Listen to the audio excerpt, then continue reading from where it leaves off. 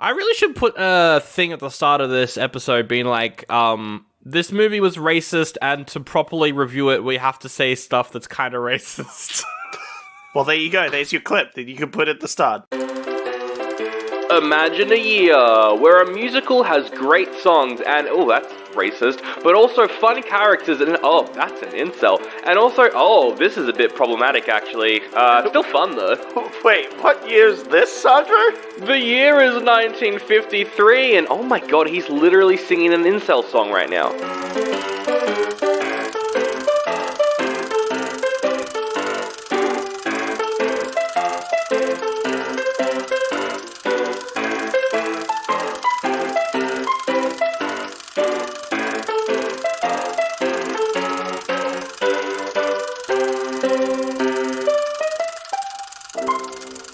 Well, yee-haw and yee-hey, it's me, Sandro, back with another episode of Oldie But a Goodie. Why, it's a podcast where I'm on the ranch, I'm in the fields, I got myself an orphan, I got myself a horse that's also an orphan, and I'm walking around.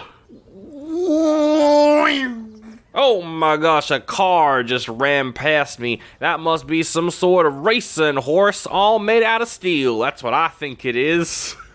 Well, actually, that would be one of our test cars, testing the max speed velocity of a land vehicle. Oh, the max speed for... You're doing a speed test, are you? I am indeed. Wow. Sorry to bother you, civilian, but you have... quite thoroughly trespassed onto government property here, like miles deep into the government property. I'm not sure how you got this far without being confronted. It's almost impressive at how far you've gotten. Yeah, I don't really know how I mean, I've just got my microphone and I'm walking around, so I don't know, I wasn't really paying attention. Yeah, I guess maybe you look like someone who works here, but clearly not. Anyway, I'm Albert Scott Crossfield. Nice to meet you. Oh, Albert Scott Crossfield, that's one hell of a manly name for a manly government man. Ah, thank you. Anyway, we were just out here testing, some speed tests. I mean, I did a little bit of speed testing myself. But... I've done some speed testing before, too, if you get what I mean. Bloody drugs. I have no idea what you mean. In fact, that sentence was very confusing. What do you mean? You guys literally invented it. Oh, in the 60s. That comes later. That was LSD. That wasn't speed. Anyway, what are you testing for? Why is a government agency testing the speed of vehicles? Well, see, I'm just merely a humble naval officer. I couldn't tell you the full details. I just know that the other day, became the first pilot to fly twice the speed of sound. Oh! I nearly said twice the speed of light, but would be ridiculous. That would be very sci-fi-ish of you, and we're not there yet. No, not there yet. But yeah, I also, during World War II, flew a bunch of fighter planes and other things, for World War II. Yeah, that's pretty cool. So what are you doing this for? Are you going to invade Russia with your fast planes?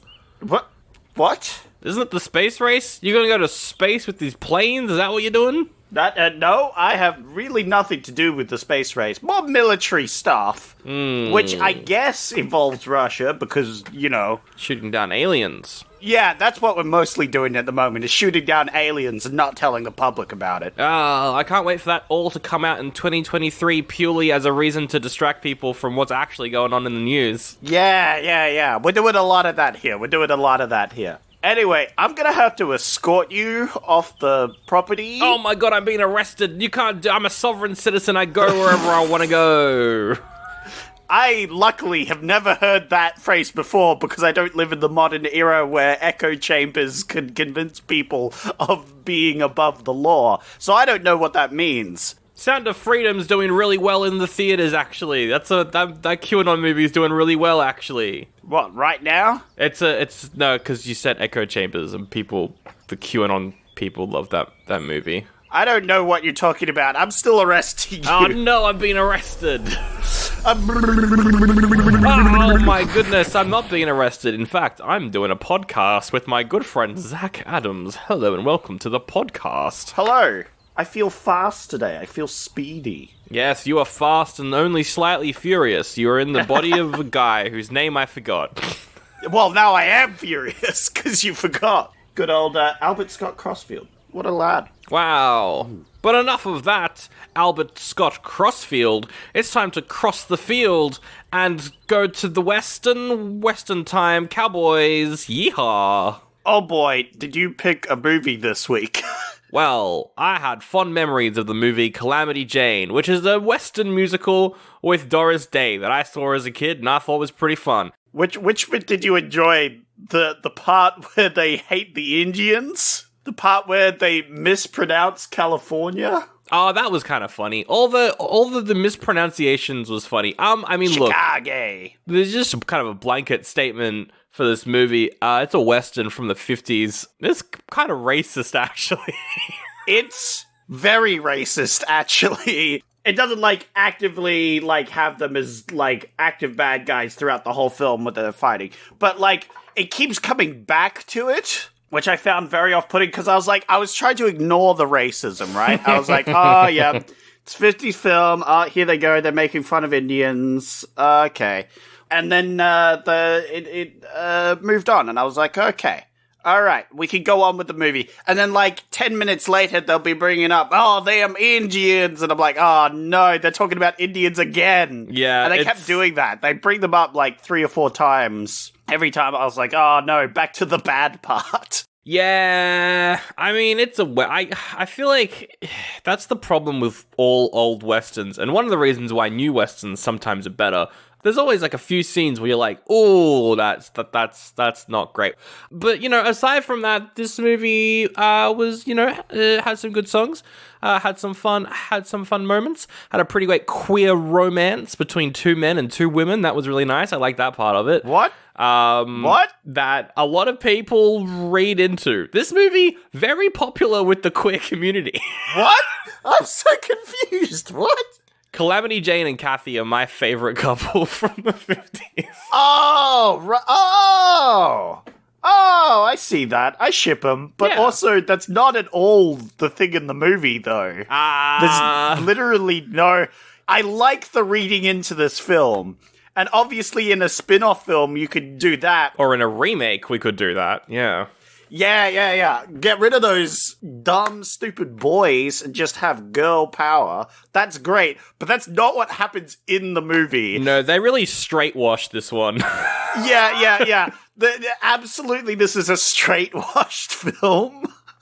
And here's the thing, right? Giving it the credit that it's LGBTQ plus inclusive is a terrible idea because it's not. No, and it's also racist. It's just people reading into it for sure. Look, it'd be nice if they had made some queer relationships, but they definitely didn't in this film. I mean, they definitely won't for quite a few years of filmmaking. Oh, absolutely. They even have a trans joke in there, so Oh yeah. There's a drag queen in the movie. I mean, that was it's not the worst we've seen. We've seen far worse, Ace Ventura. But, it still has that whole thing. It's oh, it's a man doing a dance. And they're like, wow, that's great. And then he's revealed to be a man. And it's oh, no, that's horrible. Yeah, there was a little bit of that. It's just that little bit. Yeah. So, I'm just saying. But also, that's very funny that people are hey, they're in a gay relationship. Yep, yeah. And, I didn't remember any of this from when I was a kid, so just, going back... What did you remember from this film? I remembered the songs, I remembered the character of Calamity Jane. She's pretty good. And I remembered... I think that's pretty much it. I just remembered the songs and the performance. I mean, it is a musical, so yeah, that makes sense. The songs and dancing were really good in this film. Yeah, I will give it that. I like most of it. There's 2 that I don't like. There's one song So in the movie, we've got Calamity Jane, we've got Katie Brown, and the love interest is Wild Bill Hickok, and he has a song that is the most incel-y song I think I've heard in a musical ever. Oh, yeah. Which is pretty great. I was like, no wonder this is Sandro's, film of choice. No wonder Sandro bring this up, you know? That's his favorite song, his incel song. It's the incel song. I do like a lot of the songs in this, though. See, I told you, folks, he loves that incel song. I love that incel song. Yeah. Oh, dear me. I like the song where she's in the bar and she starts tap dancing, and I was like, oh, you could see her a bit of classical tap dancing. That was a weird one because she references Singing in the Rain. Yeah, exactly. Yeah. Which was a bit odd, but I liked the sudden tap dancing because I was like, oh, tap dancing. I used to do tap dancing. Sandra used to do. Well, we can appreciate some good tap here. Yeah, because she has a 2-minute solo where she just taps without singing for a bit. It's good stuff. Yeah, so she's played by Doris Day, who was in a lot of musicals, very popular. I think she's great in this. I really like her. Well, when she was in a man's dress-up, I didn't appreciate her, but suddenly she became beautiful when she put on a dress. And now I can appreciate. I'm sexist. Yeah. That's one thing. For some reason, I thought that this was more of a Mulan. I thought that all the men thought that she was also a man. But I think that's just what the real life Calamity Jane did. Yeah. Not necessarily what the movie did. So I kind of misremembered that part of it. But yeah, that is so funny how she doesn't even change her makeup or her hairstyle. She just puts on a dress and men are like, oh my god. Oh my god. She has frills. My Lord, have mercy on my soul. No, she's gorgeous and a great singer, and does a really stupid accent for half this film, which is very funny. Yeah, she mispronounces things like Shikargi as cigarette. Shikargi. I'm going to smoke a cigarette. It's very silly. It's very great.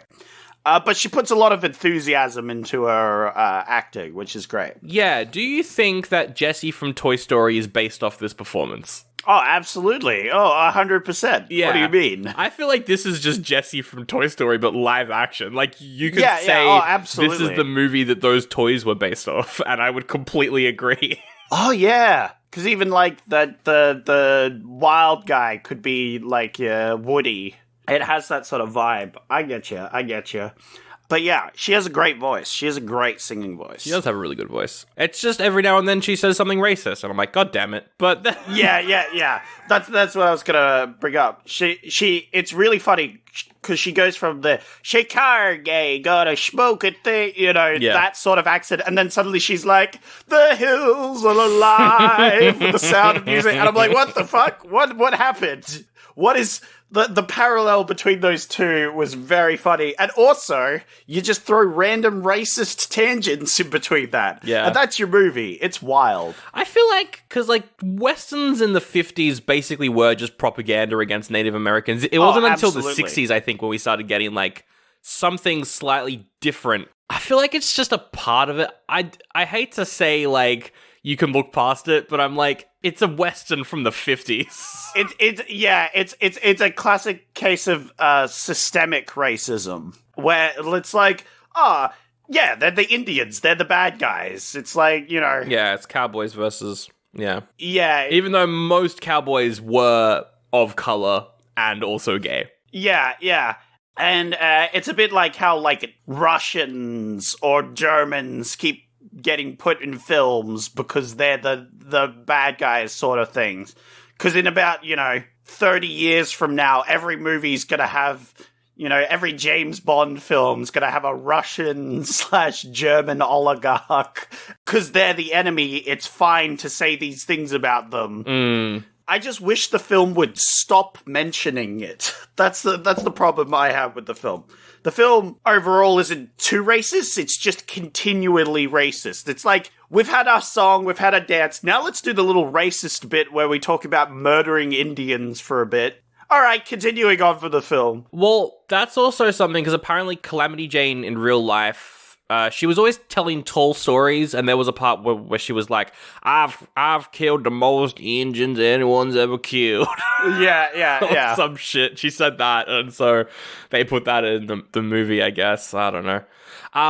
Going back to the singing voice, though, one that really got me was Howard Keel as Mr. Bill Hickok. Wow, he talks like a real cowboy, but then when he sings, he's got a baritone voice. He's like, oh, I'm an opera singer. I'm like, fucking hell. Which is so funny. This movie is great for the parallels between the singing and, like, the actual story. Yep. Is so funny. When the random cowboy breaks out into baritone. It is very amusing. It's so good. It's so good. I'm trying to think if there's anything else we can mention in non-spoilers. There's some pretty funny, like, side characters in this. I really liked the guy who ran the bar that most of the movie takes place in, especially when he's like, gentlemen and gentlemen. Yeah, because it's just a town full of men. There's no women. Where are all that? We see them in the dance scene, and then at the very end, there's a bunch of women just show up. Oh, that's true. Where the fuck did they come from? I don't know where they... Do they all just stay at home? But it also feels like no one in this town has a job because they're always at the bar. Yeah. So I don't know. Are they the ones out working? I think the idea is, based off my old Western town knowledge, is that they would all be ranchers. Right? They'd all be farmers or ranchers or whatever. So when they're not at home, they're on the ranch doing things. And all the women are just cooped up in houses to do the housework all day. Yep. And take care of the kids. Yep. So I guess that's where they're coming from. My other theory would be they're brothel girls, and they're just not putting them on film because they don't want to show the brothel. I mean, Calamity Jane worked in one in real life as well, so they could have... Oh, really? Oh, there you go. Yeah. It is very strange how they have just all the men. I'm surprised the bar didn't, like, hire a barmaid or something, you know what I mean? True, yeah. But they won't take... But I'm a cowboy. I ain't taking no beer from a woman. I ain't doing that. I'm a cowboy. I'll take his beer. I'll take two. For some reason, I remembered this movie having a really big bar fight. I think that might be a different movie that I'm remembering. Well, they do have the scene where, like, they shoot the glass, right? Yeah, that was good. Yeah, which is sort of a bar fight. It's almost a bar fight. Oh my god, the quadruple in this movie. We'll get to that later. Wow, it's just very gay. This movie's very gay and I love it. Anyway. It's not gay! It's very straight! You're reading too much into this, Sandro. It absolutely would have been a better ending if it ended up gay. Yeah, it would have been a much better movie if that's just what they did. Except maybe the racism. Well, true. Good point. It would have solved all the problems, except maybe a little bit of racism. But apart from that... Oh my god, there was a point where, like, I wrote down, at least it's not white people playing Native Americans, and then one of the characters dresses up as one. I was like, god damn it. God damn it. That's funny. That was such a random scene. What the fuck was going on there? Yeah, so there's a scene where Wild Bill Hickok dresses up as a Native American and has a baby. I don't know what that scene was meant to be, because I think as an actual cowboy, I think he did that. And that felt like a reference that we wouldn't get in this day and age. Like, it felt like a reference to something, because they give no context to it. But it was very confusing for us because they give no context to it. But they seem like it's a natural thing that just happens, so... Yeah, well, the movie takes place in the town of Deadwood, which was considered to be, quote-unquote, Indian land. Like, it was considered to not necessarily be run by the white people. So I don't know, maybe it was just I've got no fucking idea. Also, I love how this movie constantly brings up the fact that they're the invading force as well. There's a bunch of scenes in this movie and even a song where they're like, oh, it makes complete sense why those Native Americans want to hold on to this land. And I'm like, fucking hell. Yeah. No, the like ending song is singing about how beautiful the land is, and it's no wonder these people are so desperately fighting to keep their own land from invaders. And I'm like, what the fuck? This sounds like a joke song for a parody movie where the bad guys are singing about how bad they are. Yeah, that's what it felt like. I was so confused as to why they included that. It was so astoundingly self-aware, Yeah. but not. Which I'm like, all you need to do is add a little bit of satire to this movie, make it gay, and boom, this is a great film. Absolutely.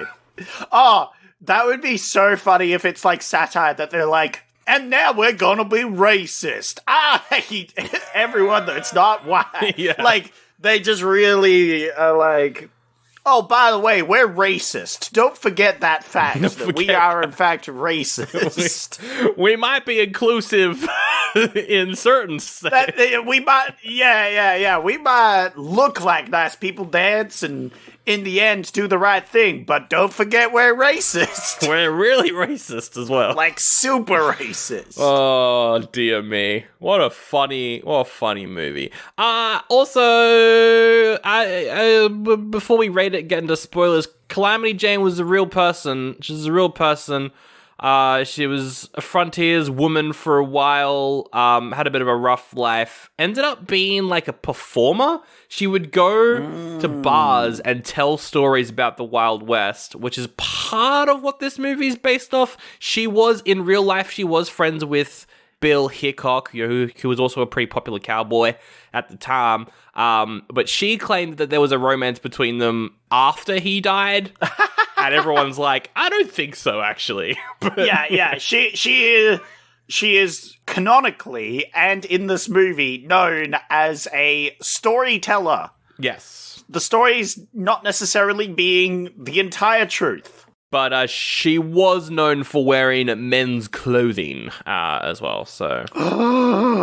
How scandalous. Zach, what are you going to rate this, an oldie or a goodie? It's a tough one, because the songs are great. Yeah. Because they're great, like, singers and dancers.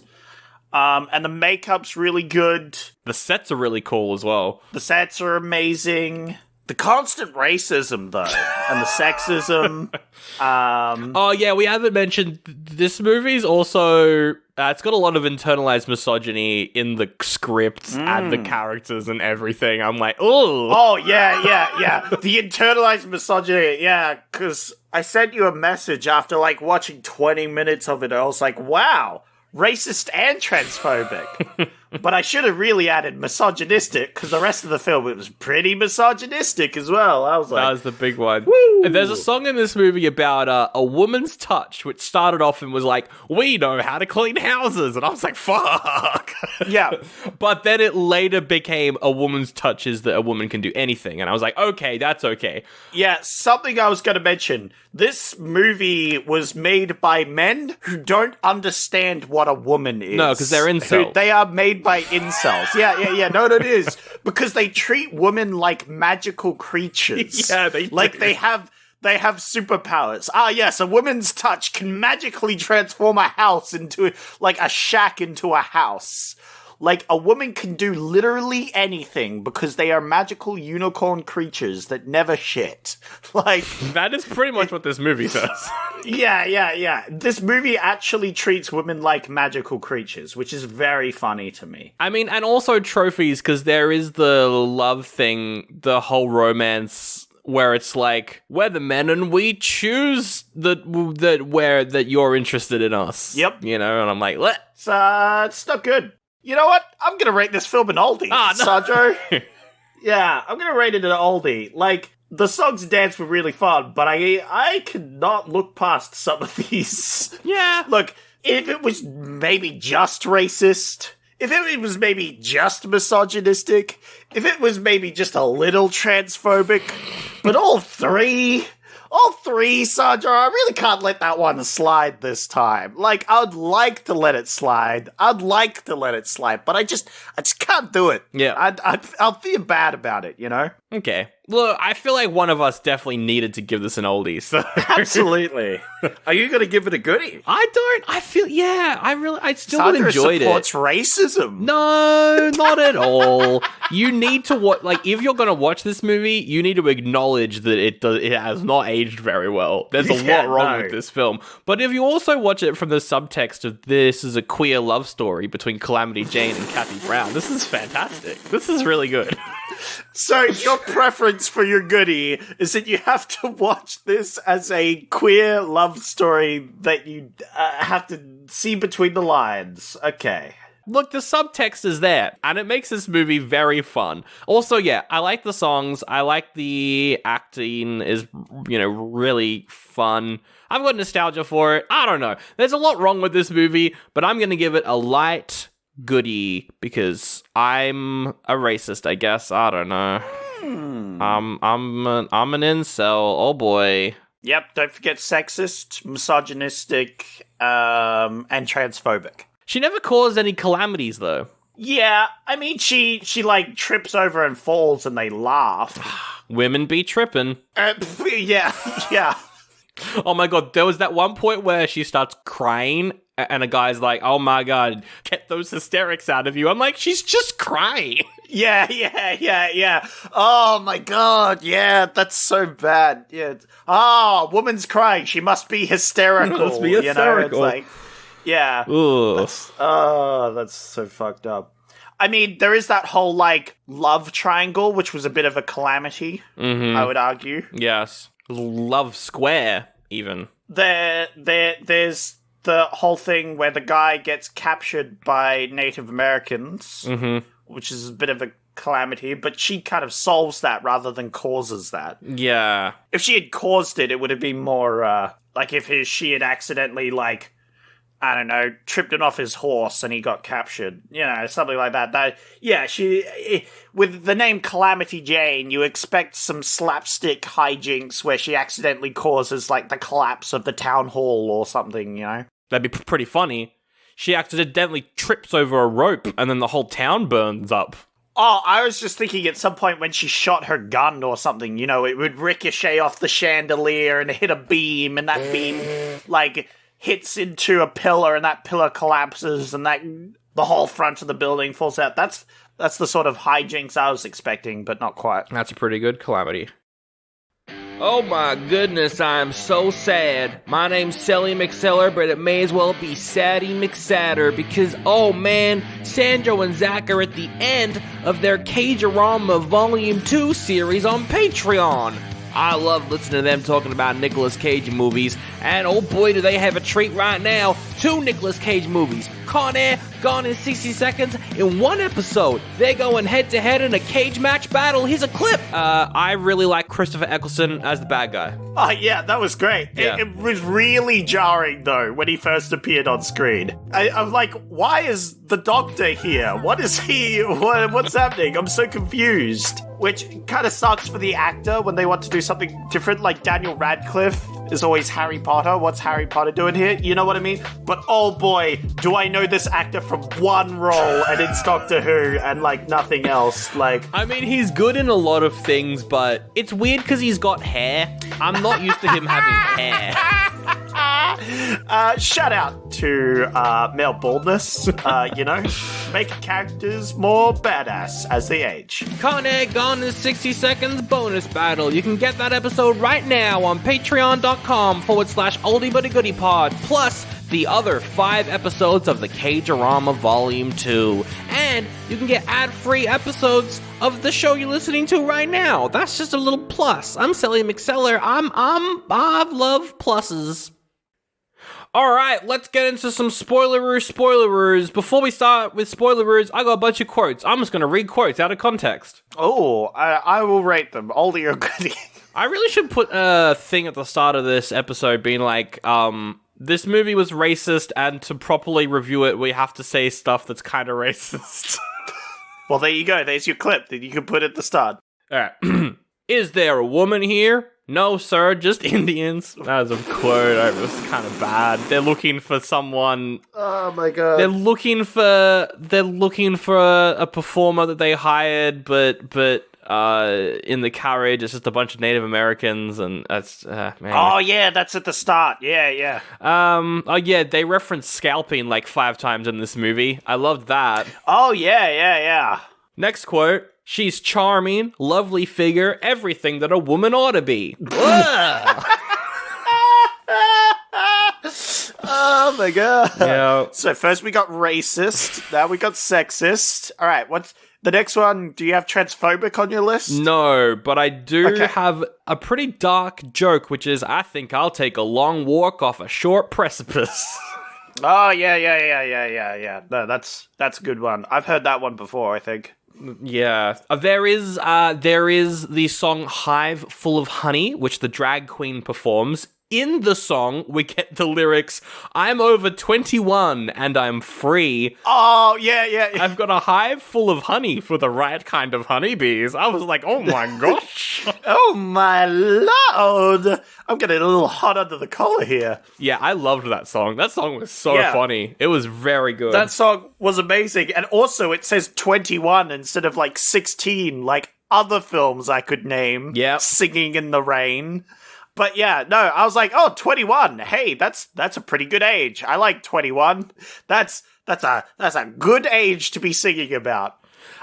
Calamity Jane goes to Chicago to find Kathy Brown. Chicago. I hated that every time they said Chicago.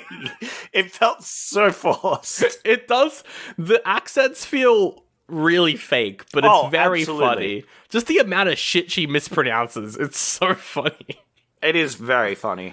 But she goes to Chicago, she sees the dresses that the women wear there, and she's like, "How you holding that dress up there?" It's like she like looks into the cleavage of this woman. Yeah, that's right. Yeah. That was funny. "I got the strange feeling someone's being hustled." Oh yeah, when she's being hustled. Yeah. She's talking about going to Chicago, and she's like, "Man, they got fountains there that squirt you." I was like, oh, sign me up. Oh my gosh.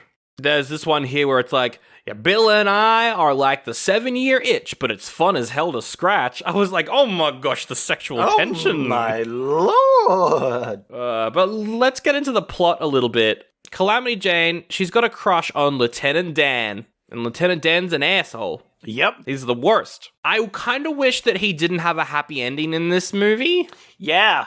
Because he does end up getting married to Kathy, or Katie, whatever the fuck her name is. Which, I mean, first of all, he kind of forces himself onto her as well, which is gross. Yep. But it's also like, why? I don't know. Just a weird ending. Unfortunately, throughout the film, we're told he's a pretty good guy, but we're never shown he's a pretty good guy. Yeah. I don't think he does anything good in the film. He's only, he only either, like, kind of forces himself on a girl. Although, to be fair, she's only really reluctant because of Calamity Jane. Yeah, this movie's written by men, so yeah, she's only reluctant because it's like, oh, but I'm friends with Calamity Jane and she's got a crush on you. Yeah. So there's this whole dumb love triangle, and that's why drama's bad. Sure. But also, he has no redeeming parts in this film, and he's just kind of an asshole. The guy who runs the bar accidentally hired a drag queen instead of a burlesque dancer. No. Okay. What are we bloody holding on for? My horses are being held right now. That's what I'm doing. I'm holding the horses. He hires a singing dancer. Yes. Who he thought was a woman. Yes. But it turned out was a man. Yes. And he imposes upon said singing dancer that he dance as a woman because he promised a woman. No, well... Yeah. I don't think so. No, because later on in the movie, the guy who was the drag queen goes on stage and dances as a man. Yeah. I thought that was just his act, though, was that he was a drag queen. No. I think he was a singing Broadway dancer that he hired, thinking it was a woman, and then forces him to dress up as a woman. Okay. Because he promised a woman on stage. Right. Which makes that film worse. Oh, wait. No, you're right. Yeah, no, you're right. That is... Yeah. I did not get that at all from the movie, but that is, in the official plot synopsis, is that the owner forces the actor to perform in drag. That's kind of fucked, actually. It is. It is very fucked, which is why I thought it was, extra bad. Because I was going to bring that up is he was a very redeeming character, except for that one bit where he forces someone to wear drag. I do like that actor, though. Dick Wesson plays Francis Fryer. He's very funny. Yeah, he's very good. But after they accidentally take the wig off Francis, all the men in the bar are like, oh, bloody, that was the weirdest burner of my life, and I'm angry now. Because they are super into it before that happens. Yes. Everyone's super into it. And also, it's so funny to me that the men in this town work like a cartoon. Like, while Calamity Jane's in men's clothing, oh, that's a man, not a woman. And it's like, oh, when this one guy's wearing a wig, it's like, oh, that's a woman, not a man. So yeah, he accidentally hires this performer, makes him do drag. The town gets angry, threatens to kill everyone, basically. Yeah. No one wants to go to the bar, but Calamity Jane, she shoots her gun in the air. Yeah. And everyone goes silent, like, oh shit. And she's like, yo, yabba skelly, yes. She said some really funny insults in this. It's so good. Yeah. You're like a weasel in a hen house, you sons of bitches. Yeah, you sons of bitches. I'm gonna get you an actress, the best actress. He's already promised the best actress. And they're like, oh yeah, Calamity? What actress would that be? I like this because she's telling stories. She's lying. Yeah. And they all know she does this. Yeah. Because they come in to hear her stories, right? And so they just egg her on. Whatever she starts telling, they're like, oh yeah, Calamity, go into more detail, please. Who exactly has he hired specifically to come in that would redeem? Now, Calamity Jane, she's got a lot of internalized misogyny. So all throughout the start of the movie, Whoa. she keeps seeing pictures of attractive burlesque dancers and singers and being like, oh my god, she's not wearing any clothes and that's not right. She looks fat. Yep. Stuff that she says. But then she's like, I'm going to get you one of those singers that you've got a picture of, men, and that'll save the town. Oh yeah? Which singer and dancer you gonna get? I'm going to get Adelaide Adams. Oh, Adelaide Adams. Hey, fun fact, I'm actually related to Adelaide Adams. Are you? Share a last name? No, not at all. I just made that up. But we have the same last name, so... Adelaide, I don't think she was a real person, though, but... No. Oh, I have no idea. I just made that up. Well, that's why it's bloody a comedy podcast. Comedy podcast. Hilarious jokes coming at you. My last name's the same as this character. Yes. So she goes to Chicago, and instead of bringing back Adelaide Adams, she brings back Adelaide Adams' assistant, who also wants to be a singer. Yes. But, the, singing lady who she works for is like, oh no, but you're ugly and can't sing, and, your breasts are too small, and also you're fat. You suck shit. Yeah. Anyway, bye. There's a lot of that in this movie, of just shit like that. Anyway. But it's funny because it's an actress talking to another actress, but that actress who played Adelaide Adams is like a small part in this film, so she would have been a lesser actress. Yes. Telling one of the main two actresses that she's a shit actress. That is kind of funny now that you mentioned it. If you actually think about it, that's very silly because obviously we can see one of the main two actresses there, and she would obviously make a very good Adelaide Adams because the film directors picked a very good Adelaide Adams. So it's a very funny line to say if you think about it. We got some racist shit for the next few minutes. She comes back to Deadwood and she says how Chicago's great because there's a bunch of minstrel shows. I was like, fuck. There's also a scene where Bill is dressed up as a Native American and then he lynches her. Yep. I don't want to talk about that part. Correct. We're moving on from that part. But hey, did we mention this film's racist? I don't think we've mentioned that enough. It's like this, right? You'll be having fun with the movie, you'll be singing, dancing, and laughing, and then it's just like, oh, by the way, we hate Indians, and it's like, my mood just died immediately. Oh, they're singing and dancing again. Yay, back to happy dancing. Let's not think about racism anymore. Oh my god, he's lynching her. What the fuck is going on? Oh my god. Yeah, it's kind of fucked. It's a little fucked. That's the exact mood you get during this film. Which is why I think if you watch it and you go into it being like, this movie's kind of fucked, but there's some fun stuff in it, then, you'll probably be okay. The problem is, I didn't remember that it was fucked, and I didn't warn you that it was fucked, so... Yeah. So Calamity and Katie go to live together. They even paint their names on the front door of the house, which is the most gay thing that I've seen in a movie this year. Okay, all right. Whoa.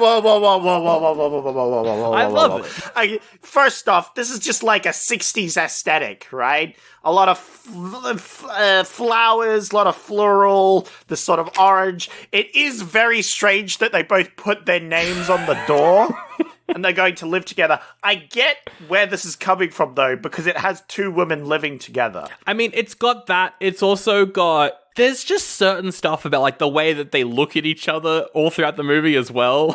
Oh, absolutely. They would have a great vibe because clearly Calamity Jane is the pants wearer because she's literally wearing pants for this film. There is a lot of that. Like, she's the mask and Katie's the femme.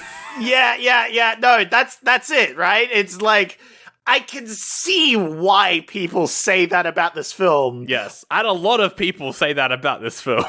It's just not true, though, which is hilarious, because it's like, it's a very made by a straight man film, like, Christian values, like... Oh, yeah. There is nothing there. But it is very funny, because they play that up for comedy, but, like, yes... They could have easily quite been a gay couple and that would have worked for this film, and that would have been great. Well, something else that my girlfriend mentioned actually when we were watching this was there's a scene as well where the two men come to their house, Bill and Daniel, and the way that they look at each other as well, I'm like, oh my gosh, there's something there as well. Because they're like staring at each other in a really like intimate way, and I was like, oh my gosh. I disagree. They were staring at each other because they wanted the other one gone. That was the whole point of them being there. The whole point of them being there was so they could grab and force themselves upon women, Sandro. That is what ended up happening. But there was a brief moment when I saw sparks between them. Stop trying to make this film inclusive. This film is racist, transphobic, and misogynistic, and you can't just make up inclusivity that wasn't in the film. You can't forgive this film for stuff that wasn't in it. Actually, about 12 years ago, someone interviewed Doris Day, because she only passed away like 4 years ago. Oh, really? So someone interviewed her and was like, what do you think about the lesbian subtext in Calamity Jane? And she was like, I had no idea that was a thing, but I love that that's a thing. Oh, that's awesome. That's really cool. So this was definitely not made with the intention of that, but I do like how it's been co-opted by the community. And yeah, that's very funny. And makes it a better story, I feel. Because yeah, they totally make a way better couple than the couples we got in the end. We didn't get a couple at the end, Zach. We got a quad couple. Yeah, we got two couples.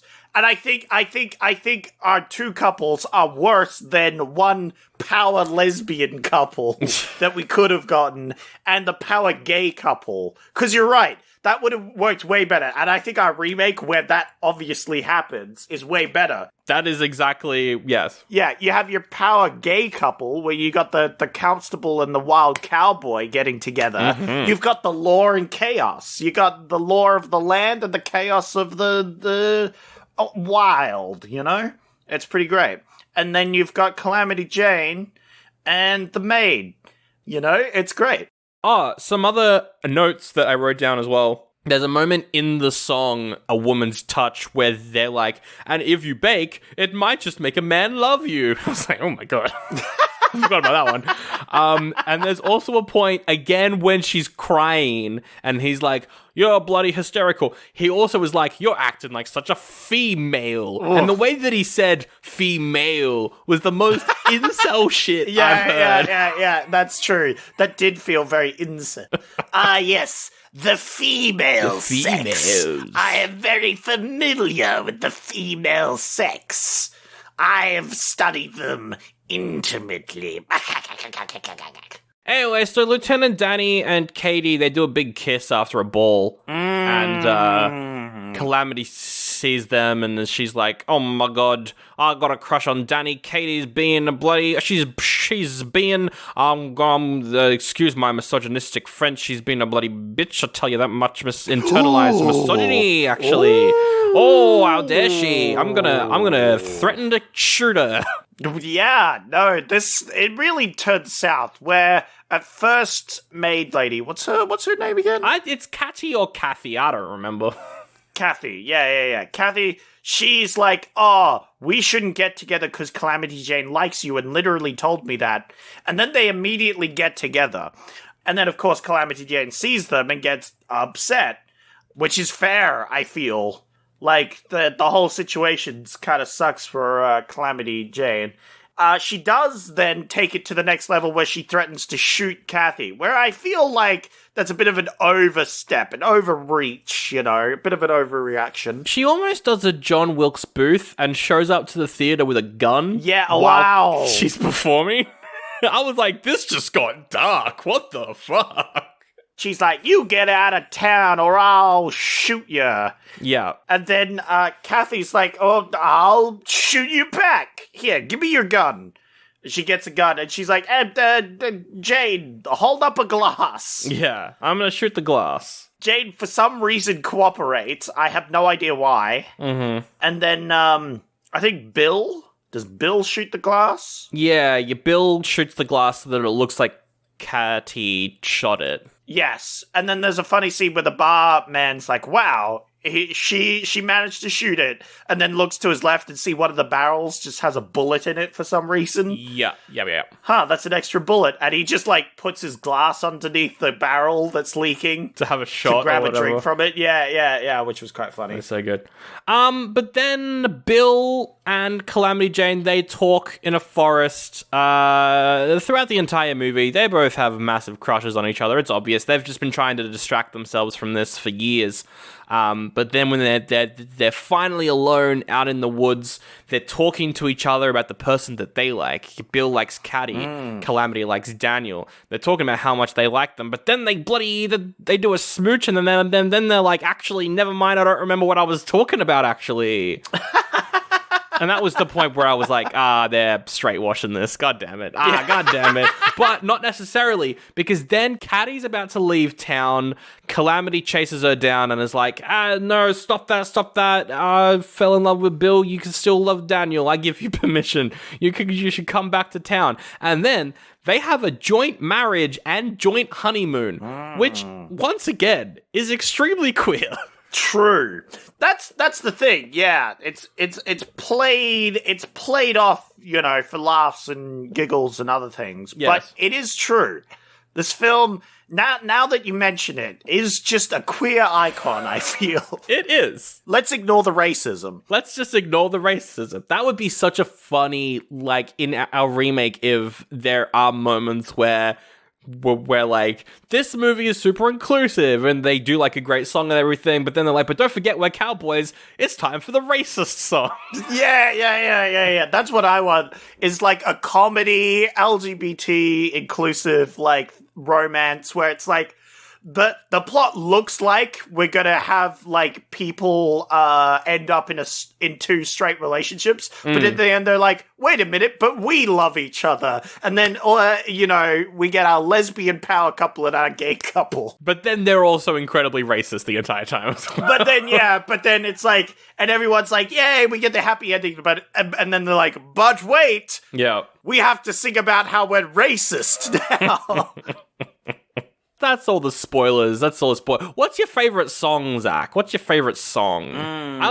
We haven't mentioned the song I Can Do It Without You, which is an amazing song where Calamity Jane and Bill just basically insult each other for like 3 minutes straight. That was very funny.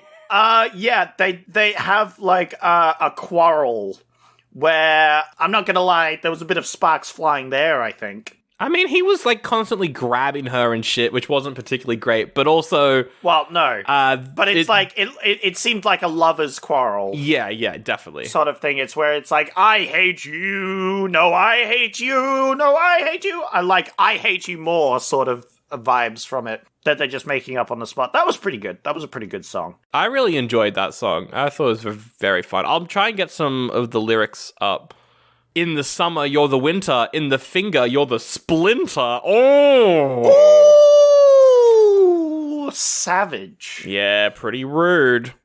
Like Honey Pot's very funny. Yeah. That was a good song. I liked the tap dancing one. I liked it whenever Calamity Jane sang. I thought her voice was really good. Yeah, her songs were definitely the best ones. Oh, what's my favorite song? I liked Woman's Touch, although that one was very, it's like, yes, what is a woman? How does a woman work? How does a woman work? A song about woman written by men. Yeah. I like Secret Love. That was okay. Not as fun as the others. I think the Deadwood stage, whip, crack away, whip, crack away, whip, crack away. Whip, crack away, whip, crack away. Yeah. That one was pretty good. Because that's the song they open with, where they're like singing into the town, and then they end with it as well, which I thought was really good. Yeah. I liked how they used that twice.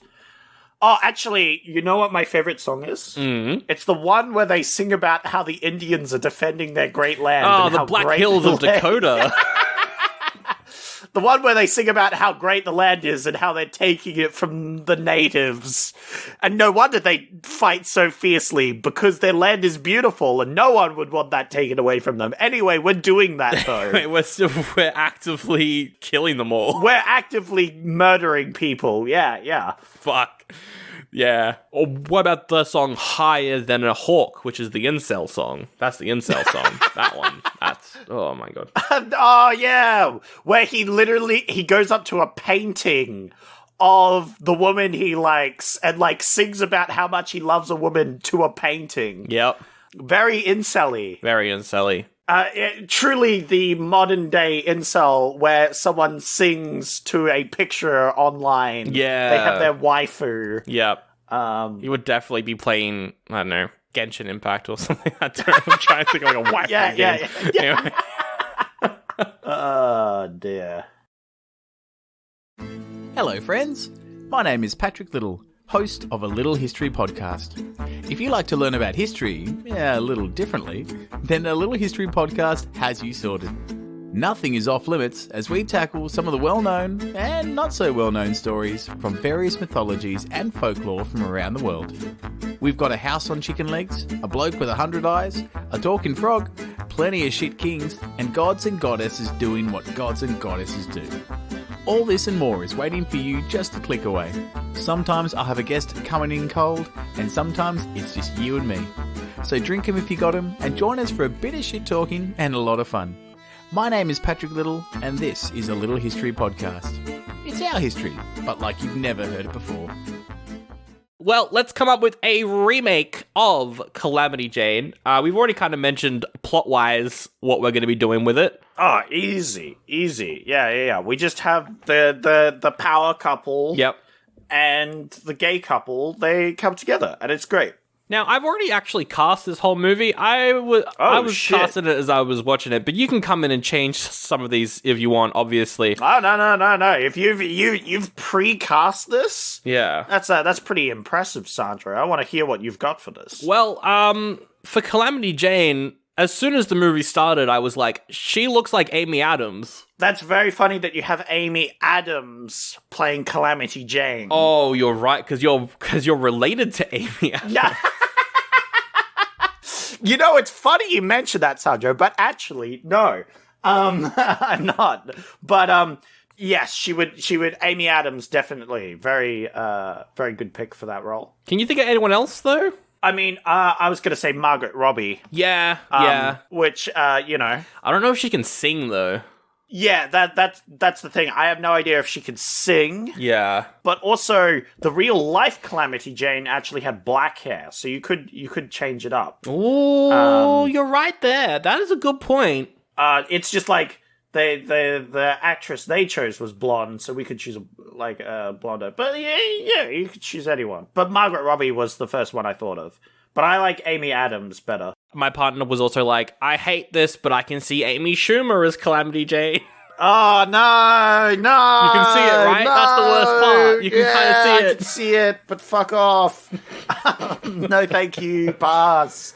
For Catty, I had Anne Hathaway. She can also sing. Yeah, no. And it's funny, you've got Amy Adams and then Anne Hathaway. Because I was also thinking Anne Hathaway possibly for Calamity Jane as well. Oh, yeah, because she's got black hair. Yeah. Yeah. Or brunette, at least. She could absolutely play the person who's not a singing dancer. Yes. I think she would work. I'm was thinking of other people. I was like, Kristen Stewart from Twilight could be kind of funny, but also, I don't know anyone who can sing. Yeah, I think she gets a bad rap. I think she could absolutely play a thing. What about Emma Watson? What do you think of that, Sandro? See, the other thing was, I was trying to find someone age-appropriate for Amy Adams, so everyone that I thought of was, 20 years younger than her, but... That's true. I do like that pick. Could definitely work.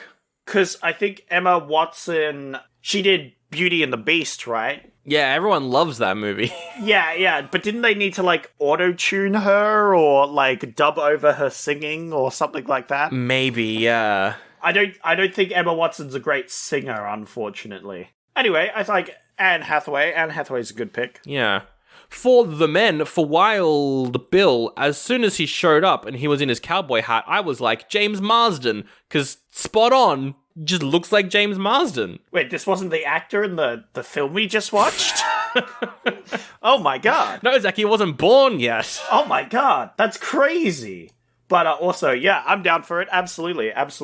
Man, I love James Marsden. He's so good. Absolutely. He is the best Cyclops from the X-Men series. It's not hard when you've got whoever the fuck played young Cyclops in. That's true.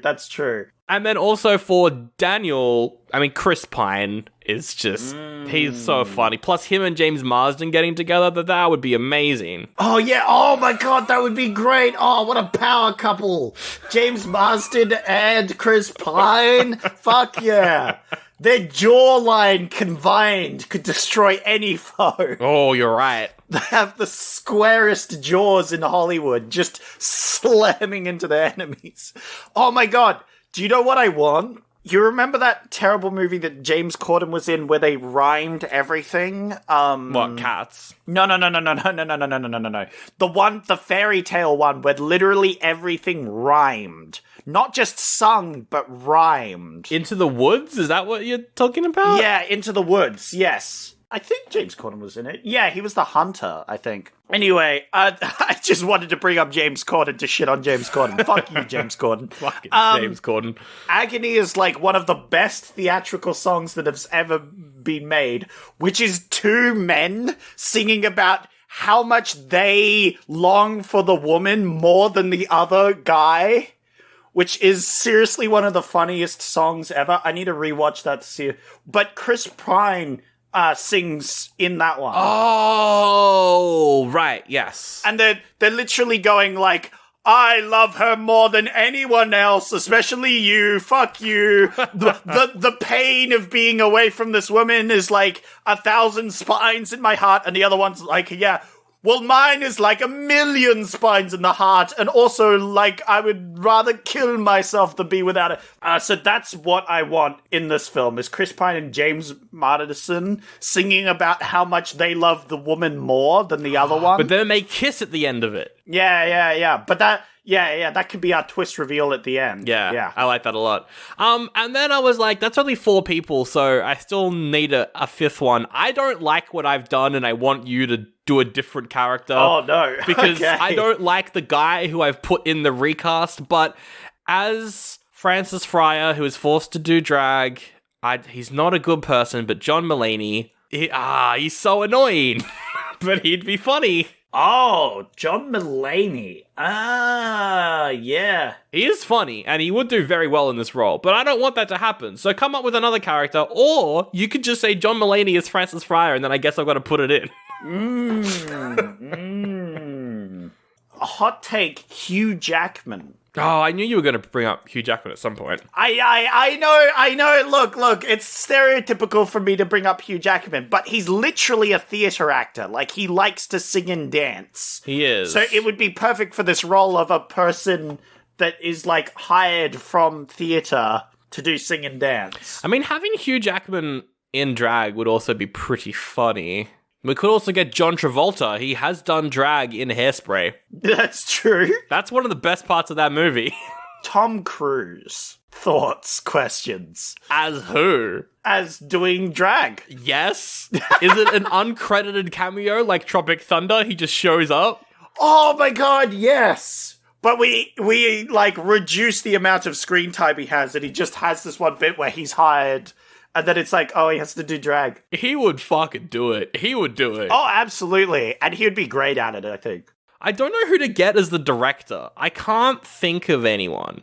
Well, we're doing musicals again, right? Because we did Singing in the Rain before, and the idea was we need to get, like, a musical sort of director. Well, I did mention Hairspray earlier. The guy who directed Hairspray also directed Disenchanted, which does star Amy Adams. But most importantly, he directed Rock of Ages, which is a musical, and the lead performer in that is Tom Cruise. So I feel like he would be our best chance to get Tom Cruise. Good idea, Sandro. That's two birds with one rock of ages. Yep. Hell yeah. Because that way you get the Tom Cruise connection. That way that's brilliant. Brilliant, Sandro. A stroke of genius. So that is Adam Shankman. I think he'd do a good job, because, like, Hairspray is surprisingly good. Yeah, Hairspray is definitely the sort of vibe I want from our film. Just, like, ridiculous drama. Yeah, just really cheesy, overproduced sort of... Yeah. Basically just looks like a stage show sort of vibe. Yes, exactly. I want this to be a stage show, and it's kind of like a parody. And it's just like, oh, we're singing and dancing about how we want to be together. Don't forget we're racist. Yeah. Yeah. And yeah, then we can get in Tom Cruise. He's got that Tom Cruise connection, so... Absolutely. That's pretty good. Well, that's the entire bloody episode. Thanks so much for listening, you absolutely bunch of mad squirrels. That's what I'm calling the fan base. You bunch of mad squirrels out there. Bunch of mad squirrels. We're going to pick... Zach's going to pick next week's movie in a second, but first, I've got to say that if you like the show... Bloody thank you so much for listening. We're on a bunch of shit. We're on Apple Podcasts. We're on Spotify. If you want to drop us a review, we really appreciate that. We're on YouTube. We're on all the things. We're on Instagram, Facebook at Oldie Buddy Goodie Pod, where you can check out the remake pictures, a bunch of other stuff that we post there as well. And we're on patreon.com/Oldie Buddy Goodie, where right now you can get all 6 episodes of the K-Drama Volume 2. Oh yeah, there's some good movies in the K-Drama. We did a bunch of Nicolas Cage films. Let's just say, at least 2 of them were good. Yep. Zach, you got to pick next week's movie from 1954. Let's take a look at some of these movies. You got some pretty fun options here. On the Waterfront. They're on the waterfront. Which is an up-and-beat coming boxer into a powerful local mob boss, Johnny Friendly. Oh, Johnny persuades Friendly. him to throw a fight. Oh, I hate that mob boss, Johnny Friendly. Oh, he's an absolute cunt, I'll tell you that much. Fucking Johnny Friendly. You've got Animal Farm. Oh my god, Animal Farm. Yeah. Hey, look. All movies are equal, but some movies are more equal than others. That's true. We have A Star is Born. Yeah, that's a remake of one from the 30s, but that's the one that everyone remembers because it stars Judy Garland. And then obviously they remade it with Lady Gaga and Bradley Cooper a few years ago. But Yeah. Well, if they've already done a remake, there's no point of us doing it. You know what? You're right. And that also then means that we can't do Godzilla, the original Godzilla, which came out in 1954. Oh man, I want to do Godzilla. But going by the logic that I just spouted, I guess I can't do Godzilla. Damn. I sure hope we don't do that for a Patreon later. But no, Sandro, do you know what I want to do? Seven Samurai. No, it's Creature from the Black Lagoon. Oh, obviously, that's also a good Sandro. one. That's also a good one.